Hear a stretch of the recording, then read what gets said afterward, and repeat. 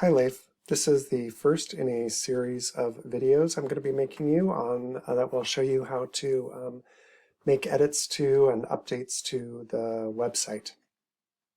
Some of these are going to build on each other, but I'm going to try to segment them by area so that you can refresh yourself easily by watching a short video rather than having to wade through a long video to find what it is that you need. In this first one, I'm just going to show you how to create these little galleries that we have on some of the pages that allow you to click into and then scroll through some of the images on the website. So you can see that in many or most instances, I have made sure that the images are the same size and proportion so that they show up evenly like this. Here you can see it on the bathroom page and here on the kitchen page as well. That is not required if you don't have that image editing knowledge or somebody to farm that out to easily on your team. As you can see here on the Nathan and Annie post, I've got some of them here that are even like that.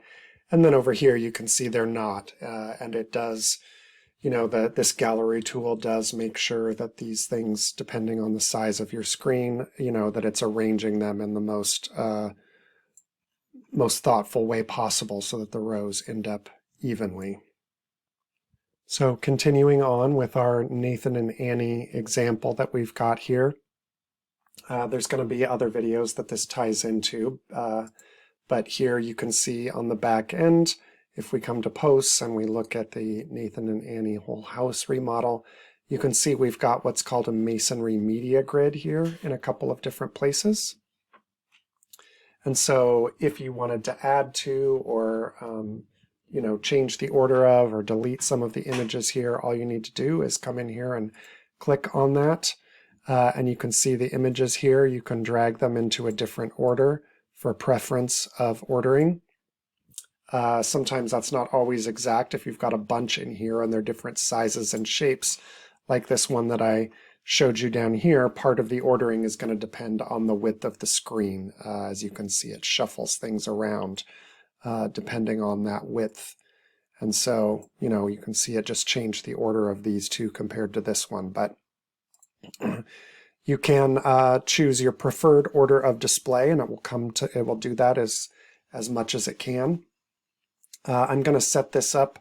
So when you want to go add a new one of these in here, you can just come right to one of these columns, wherever it might be, and you just click on the plus button right here and choose this masonry media grid. So what we've been using for the spacing between the images here is 30. And this is the number of elements per row, and that's what you're choosing for the widest display that there is. So you can see this one is set up to be a 3 items per row. This one's 3, this one's 3. There are others on other page that are 4 or 2, like the bathroom example that I showed you here. This one's obviously set up to display 2 across. So that might change depending on how many you've got in there and whether you've decided to make them all show at the same size or not, if you've cropped them to a similar size or not. But in any case, other than that, you know, you come right here, you select images, and if those images are already in your media library, you can just click and choose those items and hit add. If they're not already in your media library, you would just come right here to upload files, select files, and you would browse to wherever those are and you would upload them into the media library, and then you would add them to that gallery.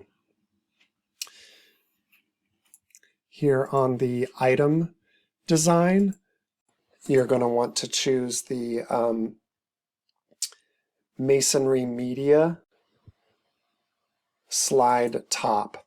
And what that is just basically the this feature here that we've got it showing in this way. So masonry means it's going to fit it all together as best as it can, and slide top means this the way that we've got this looking right now, where when you hover over it, that shading comes down over the top and gives you this little magnifying glass letting you know it's clickable to open up a light box. If you want to play with that, you definitely can and look at the other options and choose something different. You'll probably want them all to be the same though, so for the time being, you might want to just go ahead and do this. I am going to go ahead and set up a template for this so that you don't have to remember all of those options. I just wanted you to know what those are. So you can see if you come right here and you click this template button, I'm going to add one in here that's called Masonry Grid. And it will already have those two basic options set up for you that we just discussed, which is the 30 pixel gap and the Masonry Media slide top option that I just mentioned, so that you don't necessarily have to remember those. But again, that's just so you can understand these options a little bit better and how they work. I think that is all that we need to cover for that. So yeah, you know how to add a Masonry Media Grid either from scratch or using the template that I'm going to add for you, how to choose which images show up there, how many grid elements per row there are in that Masonry Media Grid. Let me know if you have any questions. Thanks so much.